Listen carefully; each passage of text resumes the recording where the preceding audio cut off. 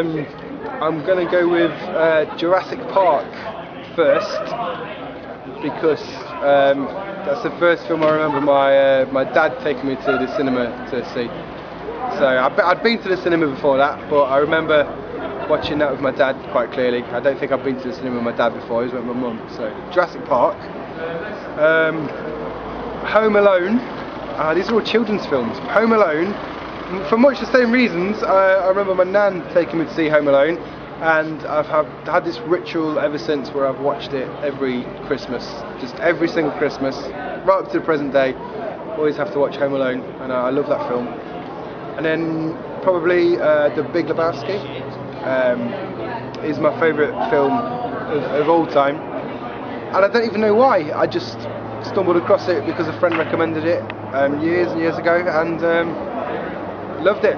That's that really, yeah. I'm going to link two films together.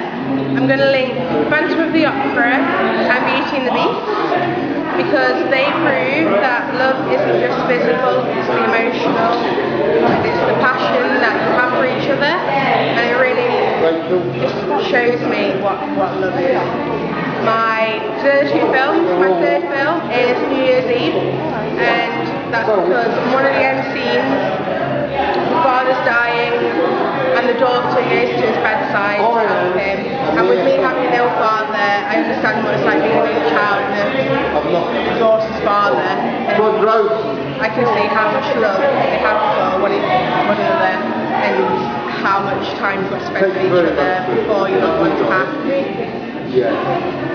Okay, so first things first, The Last Samurai, Tom Cruise, makes you think about cultures, how these people, the samurais, considered to be barbarians, you know, not keeping up with the times, were very sophisticated and very civilised, and able to give the Imperial Japan a run for their money.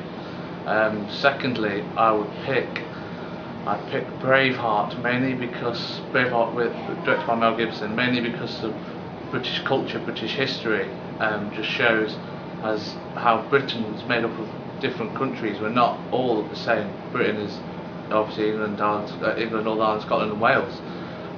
Thirdly and finally, it's just gone out of my head now, Apocalypto, also Mel Gibson one, because just how everyone started watching that film thinking, wow, this must be thousands of years ago, this must be, you know, just after dinosaurs, and then suddenly at the end of the film the conquistadors turned up, you know, 1600s. It was that late in history.